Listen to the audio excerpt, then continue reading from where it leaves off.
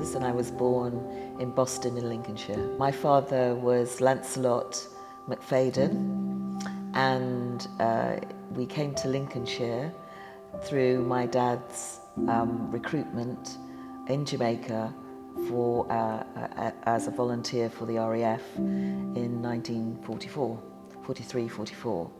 And he was already looking beyond being a successful farmer in his home in Fairfield in Clarendon in Jamaica.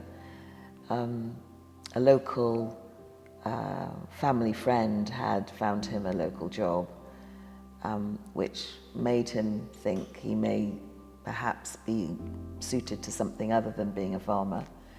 And then one day, a serviceman dressed in his finery, RAF, Eamon Loftman, arrived in the village, came into the general store, and everybody in the village was, who's this amazing looking military man in our village? And Dad was able to talk to him about his life as a serviceman.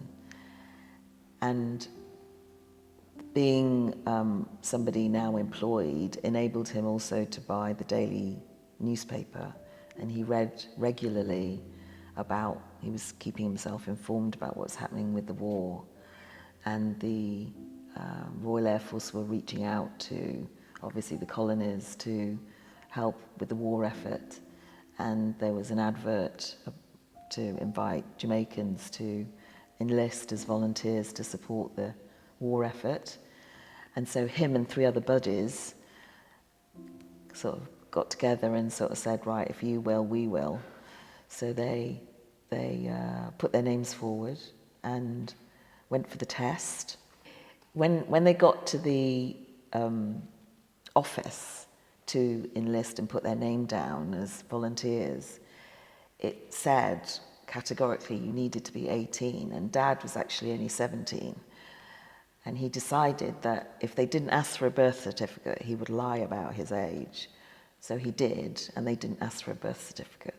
So at the age of 17 years and 5 months, I think it was, he actually then signed up for the Royal Air Force. I think his friends were a little bit older. I think they were of age, but he wasn't. But he got in.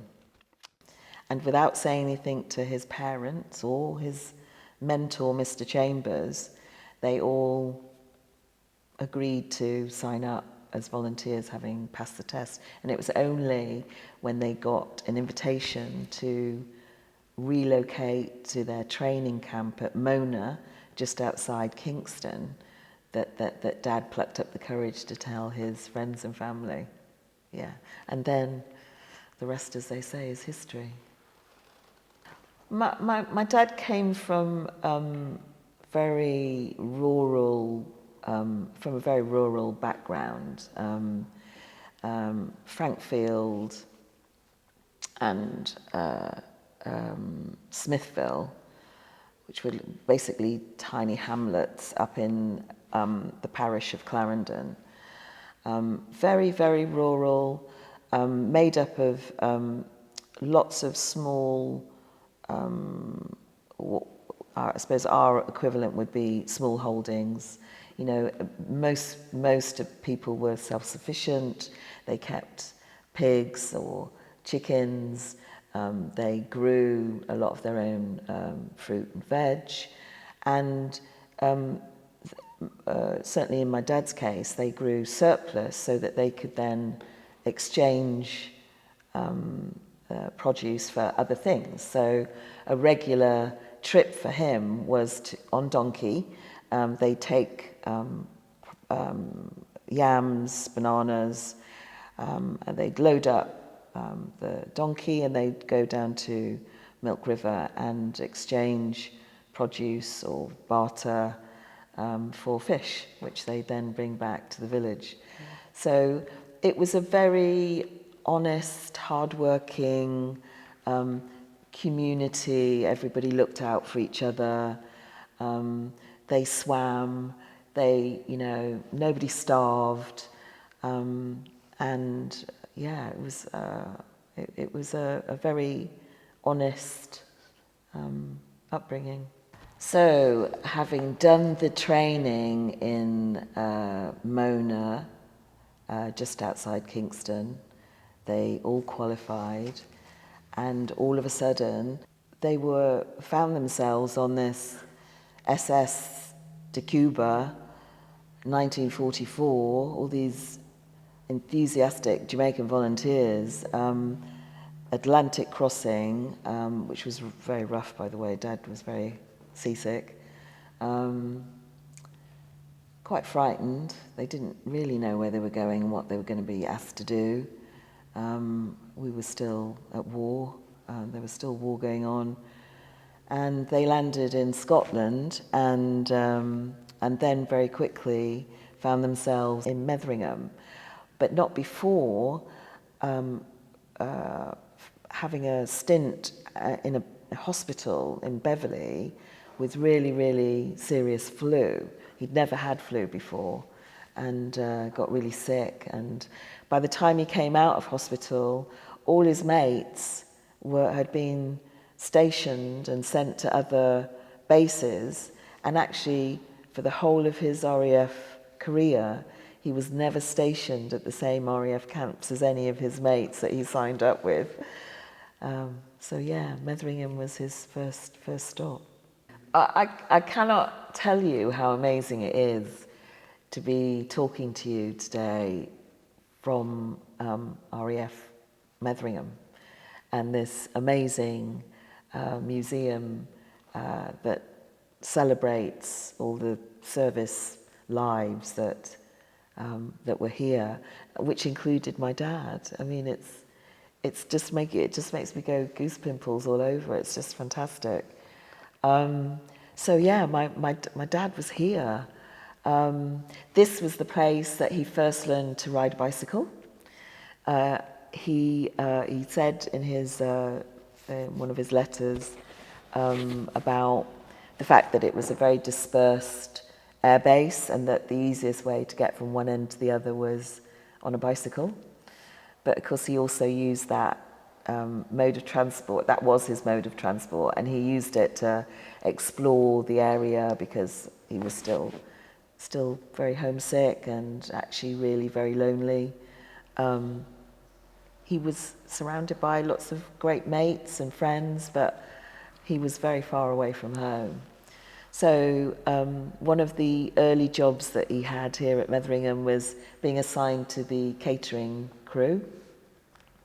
He was very impressed that there was actually a squadron officer, a female squadron officer specifically assigned to catering, and he was very, very impressed with the efficiency and the long dedicated working hours of the women that were working as part of that catering crew. He talks about helping to service the messes here and all of that. He also then before he left Metheringham, he was what he called an aircraft hand general duties. So I'm assuming that meant that besides the other catering and general duties, he also was assigned to do some very specific things relating to aircraft or aircrew work. But he doesn't talk specifically about exactly what that is. So yeah, Metheringham was a really great place for him. I kind of feel that he found his feet here. He used to cycle and discover local villages. Jamaican airmen loved music, dancing, socialising. So I have this image of them all on their bikes going out to Scopwick Village Hall on a Saturday night, listening to swing and jazz and the like, and dancing with the locals. And he talks very fondly about those moments. Although he also, on his loner cycle rides, also talks about cycling through villages where he was clearly a curiosity, you know, black man on a bicycle in a little village, rural village in Lincolnshire. People had never seen a black man before.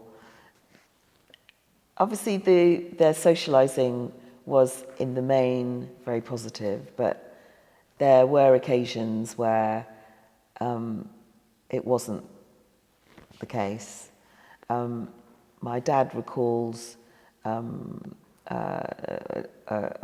one occasion when they were at a venue in Manchester that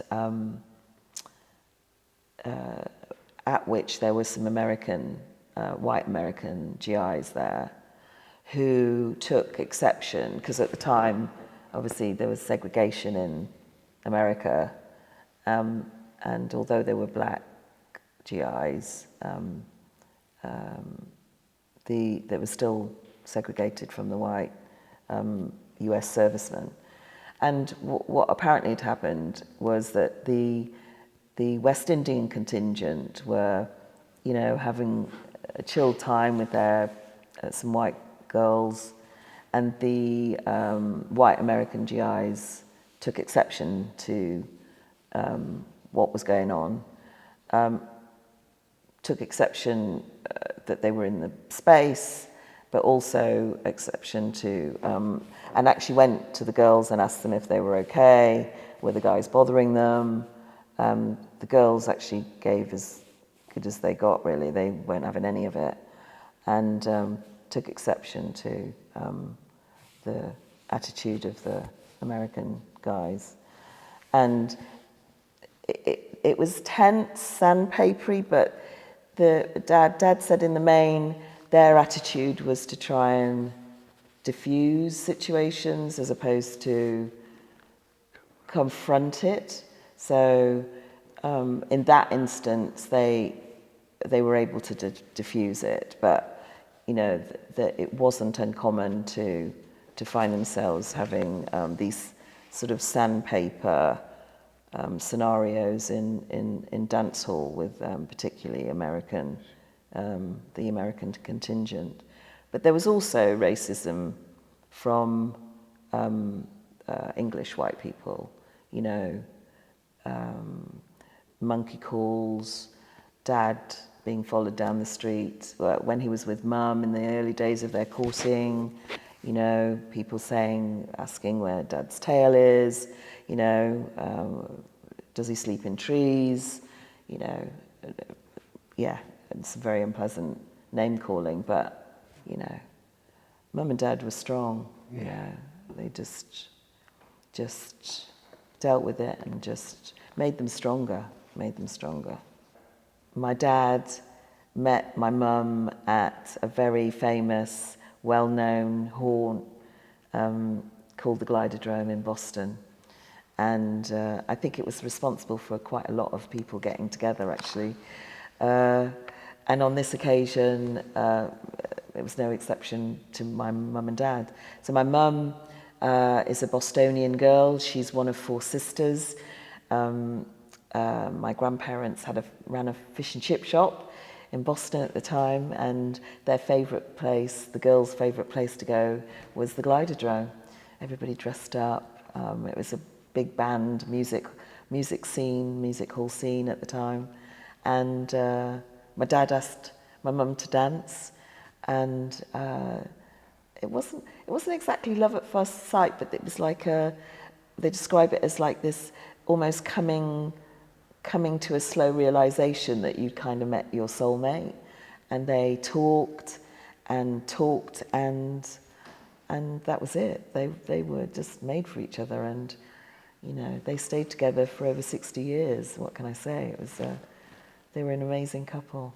I believe they met in 1950 and then were married in 1951. Actually, on this very day, August the 18th, 1951, and they got married quite spectacularly in the Boston Stump It's called the Stump, actually. It's not a very attractive name, but it's a very impressive Baptist church in the centre of Boston, nicknamed the Stump, and they got married there, which was, I say spectacular. It was spectacular in the sense that it was quite an unusual thing to happen in the town. You know, a white woman marrying a black man, and their wedding seemed to have caused quite a bit of a local stir, because in addition to the guests that the family and friends that they'd got there to witness their marriage, they had you know, local people turned up to kind of spectate, and so there's pictures of onlookers. You know, I mean, weddings do attract attention, don't they? I know that. But Mum and Dad said that it was very, you know, they had a lot of curious people and people kind of talking about the fact that there was this mixed marriage going on, you know. But anyway, on one occasion, on his cycling trips that he used to do to explore, you know, his turf, one of the places was called Billinghay, and he decided, because he was, you know, brought up going to church back in Jamaica, he decided that he would go to he liked the look of Billinghay. It felt nice, people were treating him in a very friendly way, and so he decided to go to the Baptist church. The Methodist church. And he'd never been to a Methodist church before, but he went for it. And, you know, it was all quite familiar. He felt comfortable. He, you know, managed the hymns and all the rest of it. And as he was leaving, he was approached by Mr. and Mrs. Dickinson, who invited him for tea, much to his complete amazement. They were so delightfully welcoming and kind of saw that he was there on his own, and so that started this just incredible relationship.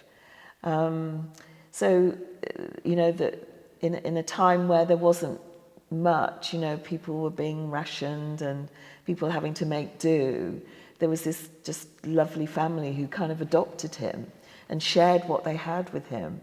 So he talks very fondly of, you know, going for tea and being made welcome and meeting the family. And in fact, Mr. and Mrs. Dickinson were really his adopted parents in this country, because they gave him away at his wedding. They represent his parents at Mum and Dad's wedding. I feel quite emotional. And they became lifelong friends, lifelong family friends. And that relationship enriched his life here. It was good. It was nice that was here for him.